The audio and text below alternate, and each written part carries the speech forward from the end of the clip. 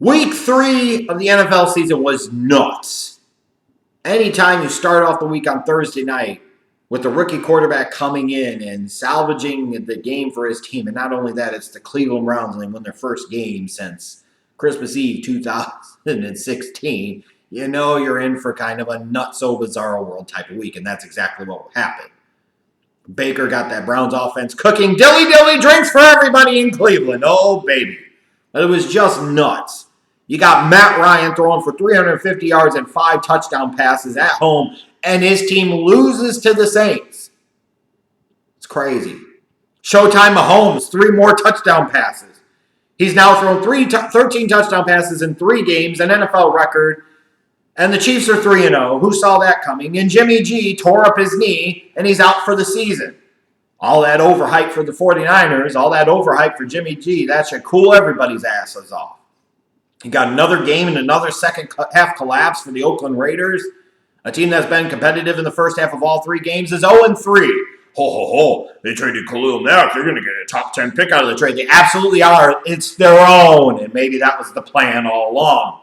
The Buffalo Bills were so bad last week that Vontae Davis wanted to retire at halftime. This week, they go into Minnesota and they boat race the freaking Vikings. What the hell is going on here? It's insane. You got Carson Wentz returning, which is cool for the Eagles. They did enough to win, even though the Colts, once again, were competitive. They fought hard to the very end. But the Eagles are 2-1, and they've got their franchise guy back. Adrian Peterson had a good week. The Redskins jumped on the Packers early, which is going to be key for their success all season.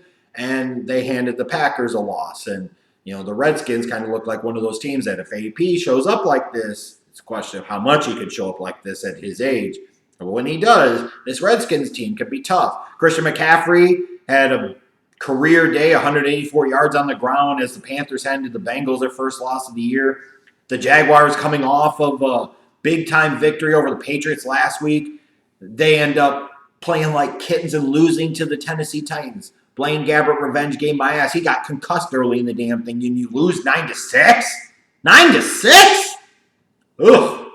The Ravens rebounded nicely at home, and they handled the Broncos their first loss of the season. The Giants benched Eric Flowers, and Giants fans rejoiced. Hooray! And even though J.J. Watt went off for 3 sacks, it didn't matter. They had enough because Barkley had a good game, 80-plus yards rushing and a touchdown. Odell Beckham Jr. went over 100 yards. They beat the Texans, get their first win of the season. Now the Texans are sitting there at 0-3. What the hell's going on here? The Rams continue rolling. They win the Battle of Los Angeles. Suck Bradford struck again in the desert while they went up 14-0 early. Eventually, the reality of who Suck Bradford is finally manifested. The Bears came roaring back in the second half and held on to beat the Cardinals 16-14.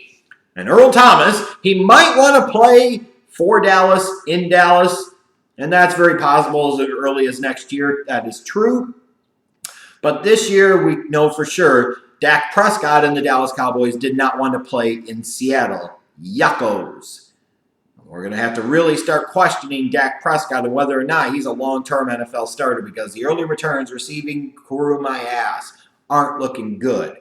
And how did the New England Patriots, coming off of a bad loss to the Jaguars the week before, going against an old Bill Belichick disciple and Matt Patricia in a featured Sunday night standalone game, go out there and absolutely suck up the joint for the second week in a row? They let Matt Patricia get one off on him. This week was nuts.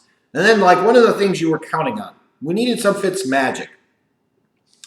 Even that was fizzling early. What did he throw, 3 picks? But then Fitz magic kind of comes back in the second half. He ends up with another game he throws for over 400 yards.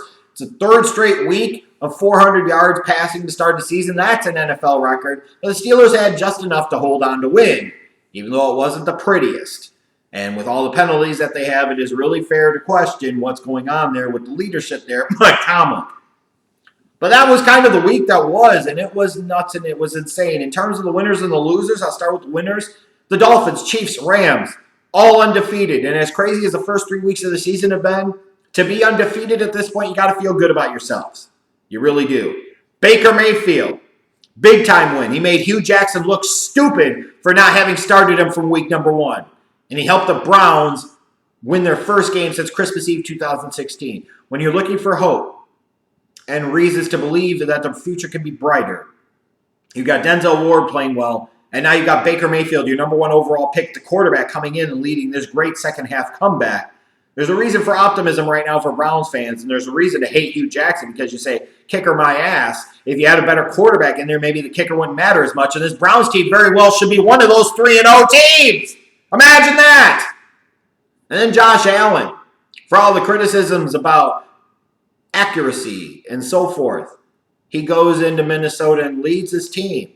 A touchdown passing, a touchdown on the ground, a meme GIF-worthy leap over the Minnesota defense. Yeah, they won 27-6. That's crazy. And Josh Allen completed 68% of his passes, so up yours for 1 week. He looked like he could be the real deal. The losers, the San Francisco 49ers, are 1-2, and Jimmy G's out for the year. Yeah, they're done. The Minnesota Vikings, after that tie last week against the Packers, you would expect them to have a home game. Buffalo, bad team coming in with a rookie quarterback. They should be able to boat race him, and instead they got boat raced. The New England Patriots, second straight week, they look like trash. The Jacksonville Jaguars, what the hell was that on Sunday? The Houston Texans, you're 0-3. You got to have to start calling Deshaun Watson Dumpster Watson, if anything, because the numbers he puts up that are impressive are all garbage time fantasy bullshit. And yeah, J.J. Watt had, 3 sacks, and it didn't matter. They're still 0-3. That's pathetic. And then let's close this all off, the 2-minute thrill, and it's no thrill to talk about it, but this damn roughing the passer rule. Evolution, my ass. Player safety, my ass. It's really, really stupid to be talking about player safety when penalties, like some of the roughing the passer penalties that have been called, lead to an extension of game, which means more attempts for collision and potential injury for players. And look, I am all for, in theory, even though this is a violent game and people should know what the hell they're getting into from the very beginning, doing as much as you can as possible to protect the players in a reasonable sense without too much fundamental change of how the game is supposed to play. But this crap, specifically with Clay Matthews, what the hell else is the dude supposed to do?